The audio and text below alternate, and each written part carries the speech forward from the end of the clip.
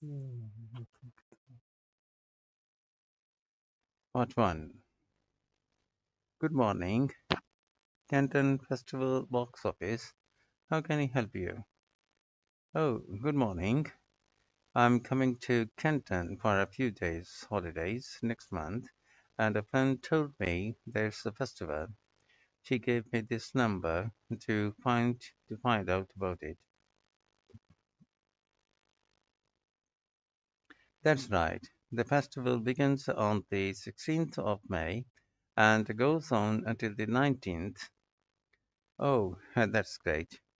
I'll be there from the 15th until the 19th. So could you tell me the program, please?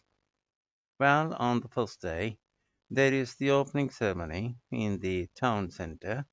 People start gathering around 2 o'clock to get a good place to see from, and the events will start at 2:45 and finish about 5:30. Okay, thanks. I'll make sure I get there early to get a good spot. The festival will be officially opened by the mayor. He'll just speak for a few minutes, welcoming everyone to the festival. All the town councillors will be there, and of course, lots of other people. Right. Then there will be a performance by a band. Most years we have a children's choir, but this year the local army cadets offered to perform, and they are very good. Oh, oh. After that, a community group from the town will perform a play and they have written themselves, and just a short one. It's about Helen Tongate. I don't know if you've heard of her. I certainly have, and she was a scientist years ago. That's right. She was born in Canton exactly 100 years ago. So we are celebrating her centenary. I'm a biologist, and so I have always been interested in her. I didn't realize that she came from Canton. Yes, well, all that will take place in the afternoon, and later, as the sun sets, there will be a firework display. You should go to the park to watch, as such you will get the best view from there. And the display takes place on the opposite side of the river. It's always one of the most popular events in the festival. Sounds great. And what's happening on the other days? There are several events that go on the whole time. For example, the students of the art college have produced a number of videos, all connected with relationships between children and their grandparents. That sounds interesting. It makes a change from children and parents, doesn't it? Exactly, because the art college is in use of classes is in use for classes throughout the festival. The videos are being shown in the Handsworth House. How do you spell the name? Handsworth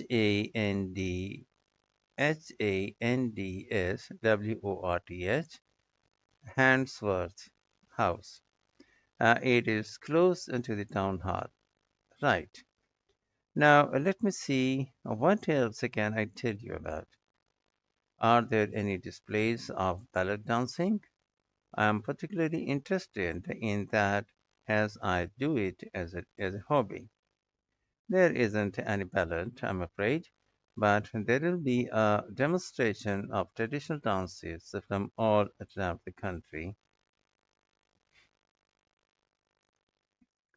Oh, and that would be nice.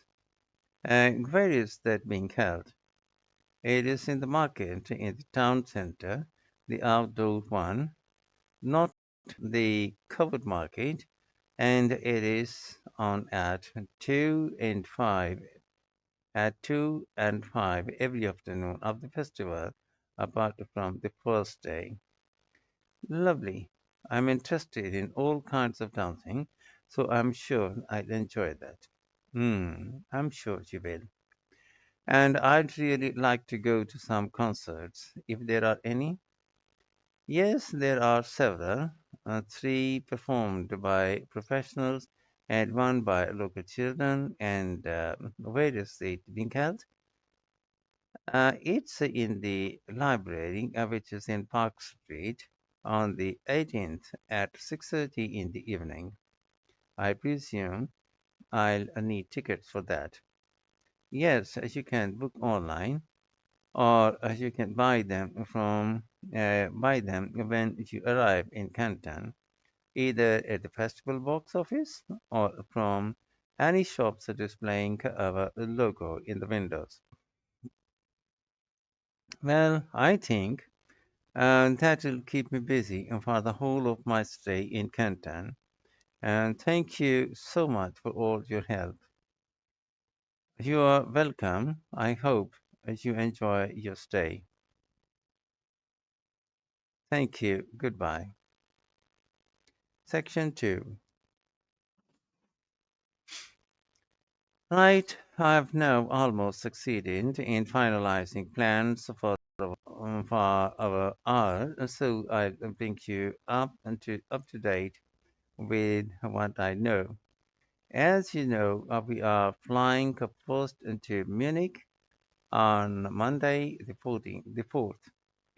The first is at 11:30, and so it is too early to have lunch at the airport. I suggest we meet there for coffee at 10, which should give us plenty of time for breakfast before we leave home. When we arrive in Munich, we'll be met at the airport by Klaus Bauer.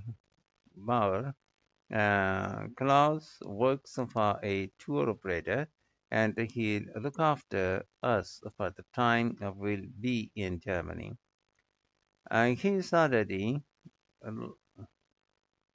liaised with the managers of the theaters that we are going to visit, and he is also arranged for an officer of the National Theatre in Munich to show us round the theatre one afternoon during our stay.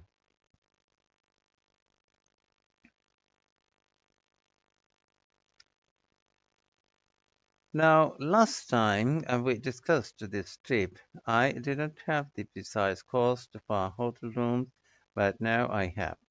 The normal rate at the hotel where we are staying is 150 euros at night for a double room. I'd hoped to get that down to 120 euros, but in fact, I've been able to negotiate a rate of 110.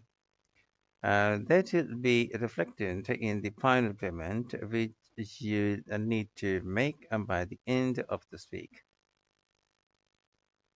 On Tuesday, the day after our arrival, I had hoped we could sit in on a rehearsal at one of the theaters, but unfortunately, that is proved very difficult to arrange. So instead, we'll have a coach trip into one of the amazing castles in the mountains south of Munich. On Tuesday evening, we'll all have dinner together in a restaurant near our hotel. From talking to you all about your preferences, it was clear that a typical local restaurant would be too meat oriented for some of you. Some of you suggested an Italian restaurant, but I must confess that I decided to book a Lebanese one as we have plenty of opportunities to go to the Italian restaurants at home. On Wednesday afternoon, the director of the play we are going to see that evening will talk to us at the theatre. She'll describe the whole process of producing a play, including how she chose the actors, and as the play we are going to see is a modern one, how she worked with the playwright. Right. Now, I'd just like to make a few points about the plays we are going to see, partly because it might influence your choice after this to take with you. The play we are seeing on Wednesday evening is a modern one, and we are going to the premiere, so it will be quite a dressy occasion, though of course you don't have to dress formally. I gather it's rather a multimedia production with amazing lighting effects and a soundtrack of electronic music, though unfortunately the playwright is ill and is unlikely to be able to attend. On Thursday, we are seeing a play that was first performed last year when it was commissioned to mark 100 years since the birth in the town of a well-known scientist. We are going to see a revival of that production, which aroused a lot of interest. Friday's playing will really make you think hard about what clothes to pack, as it will be in the garden of a palace. It's a beautiful setting, but I'd rather warn you there won't be much protection from the wind. On Saturday, we are going by coach to a theatre in another town not far from Munich. This will be the opening of a drama festival, and the mayor and all the other dignitaries of the town will be attending. After the performance, the mayor is hosting a reception for all the audience, and there will be a band playing traditional music of the region. And after having a day off on Sunday, our final play is on Monday, and it is in the stunning setting of the Old Town Hall, which dates back into the 14th century. The performance marks the 50 years that the lead actor has been on stage, and the play is the one where he made his first professional appearance all those years ago. And the day after that, we'll be flying back home. Now, have you got any questions before I? Section 3. Oh, good morning. You must be James. I'm Beth Cartwright. Please call me Beth. Thank you. Now, as this is your first tutorial since you started on the Scandinavian Studies course, I'd like to find out something about you. Why did you decide to take this course? Well, my mother is Danish, and although we always lived in England, she used to talk about her home a lot, and that made me want to visit Denmark. We hardly ever did, though my mother usually went on her own. But whenever her relations or friends were in England, they always came to see us. I see. So I assume you already speak Danish, one of the languages you'll be studying. I can get by when I talk to people, though I am not terribly accurate. Now, you probably know that she will spend the third year of the course abroad. Have you had any thoughts about that? I'm really looking forward to it, and although Denmark seems the obvious place to go because of my family connections, I'd love to spend the time in Iceland. Oh, I'm sure it can be arranged. Do you have any plans for when you graduate? A lot of students go on and to take a master's degree. I think the 4 years of the graduate course will be enough for me. I'm interested in journalism and I quite like the idea of moving to Scandinavia and writing for magazines. I find that more creative than translating, which I suppose most graduates do. Okay, now how are you finding the course as you are taking this term, James? Well, I'm really enjoying the one on Swedish cinema. That will continue next term, but the one on Scandinavian literature that is running at the moment will be replaced by more specialized courses.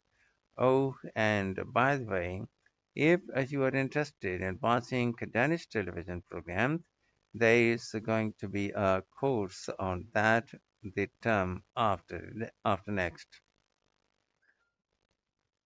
That the term after next. Okay, that sounds good.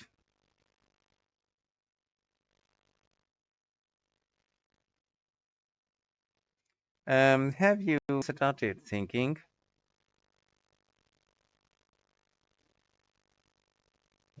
Have you started thinking about literature paper that you have to write in the next few weeks? Yes, my first choice would be to do something on the Icelandic sagas. Hmm. The trouble with that is that a lot of people choose that topic, and it can be difficult to get hold of the books you will need. Why not leave that for another time? Right.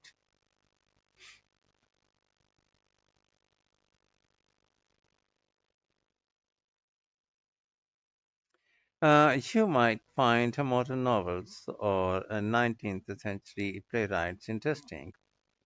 I've read or seen several plays in translation, so that would be a good idea. Fine, I'll put you down for the topic. Right. So, what would you advise me to Aim at in the paper? First, I suggest you avoid taking one writer and going into a great deal of detail. That approach certainly has its place, but I think you first need to get an understanding of the literature in the context of the society in which it was produced, who it was written for, how it was published, and so on. I also think that is more fruitful than placing it within the history of the genre. Okay, that sounds reasonable. Could I ask for some advice about writing the paper I'm working on about the Vikings? I have to do that this week and I'm a bit stuck. Of course, have you decided yet what to write about? No, I haven't. There is there is so much that seems interesting. A Viking settlement in other countries, trade, mythology. Well, what I suggest is that you read an assignment a student wrote last year, which is kept in the library. It is short and well focused, and I'm sure you will find it helpful. I'll give you the details in a moment. Textbooks usually cover so much topics, it can be very difficult to choose just one. Okay, I've got a DVD of the film about Vikings that came out earlier this year. Should I watch that again? If it is the one I'm thinking of, I'd ignore it. It's more fantasy than reality, but I've got a recording of a documentary that you should watch. It makes some interesting and provocative points, which I think will help you to focus your topic. Right. So then, should I work out an outline? Yes, just headlines for different sections at this stage, and then you should start looking for suitable articles and books to draw on and take notes with you, which you organize according to those headings. I see. Then put short phrases and sentences as bullet points under each heading. Make sure that this skeleton makes sense and flows properly before writing up the paper in full. Okay, thanks. That's very helpful. Section 4. Over the years, attitudes towards workers have changed considerably. After all, and after all, there was a time when workers had no rights at all and labored in appalling conditions. Conditions have improved a lot, but conflict in the workplace is still common, and human resources managers nowadays need to be able to deal with it when necessary. What is conflict in the workplace? Definitions vary, but I am taking it to refer to a whole ranging of behavior so that the victim finds unacceptable, from minor harmless arguments to at the opposite extreme physical violence. Much of this is covered by the term bullying, by which I mean one or more people behaving abusively or aggressively against another who is in a weaker position. Although all behavior like this is a form of conflict, not all conflict can be described in these terms. As with all human behavior, there are numerous reasons for it, but often it is caused by someone who feels the need to show their superiority over someone else in order to feel that they aren't at the lowest level in a hierarchy or a group of people. In some cases, one person simply dislikes the other on the basis that the personality of one is in a more way incompatible with that of the other person. A general habit of optimism in one person could make them intolerant of a colleague who is constantly pessimistic. Not that that justifies treating them badly, of course. Some conflicts arise when people are more interested in promoting themselves and their team than in the company as a whole. These conflicts are called structural and could come about, for example, when a sales team believe they are the only people in the business who do any use work and look down on behind the scenes administrators. Conflict obviously affects the individuals concerned. The situation is likely to be very stressful for victims, resulting in their absence from work or possibly for months. For the company, if no effort is made to deal with conflict, it can spiral out of control and even lead to the breakdown of the business. Some interesting work with the chief executives, CEOs, has uncovered some of the reasons why they may treat colleagues badly. Many CEOs combine two opposing characteristics: confidence, that is, the belief that they are capable of great achievements, with a high level of anxiety, fear of missing targets, whether set by themselves or by the directors of the company. This combination can make them respond badly to anyone who questions their decisions. In a high pressure work environment, such characteristics become problematic, and it is particularly difficult to tackle the situation where colleagues, managers, and board members are all trying to achieve their own visions. When they can't agree on strategic issues and on where they see the business going, they are real problems.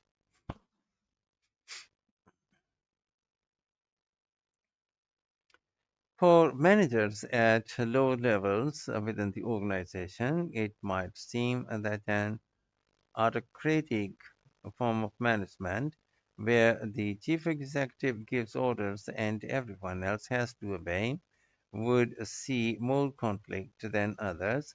Interestingly, though, a company with a more uh, democratic business model can suffer more when uncertainty about who to report to leads to conflicting demands.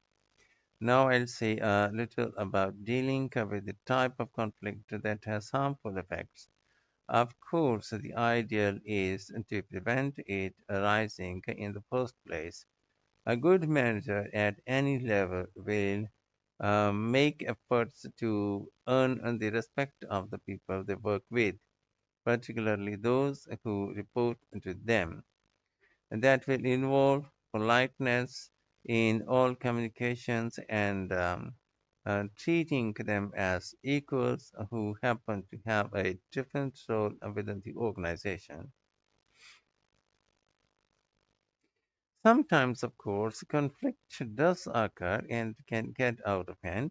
In such cases, the Human Resources Department often gets involved. However, if one of the parties in a conflict sees the human resources as simply a mouthpiece for the chief executive, then an external mediator might be able to help by talking to both sides and trying to find the truth of what's been happening.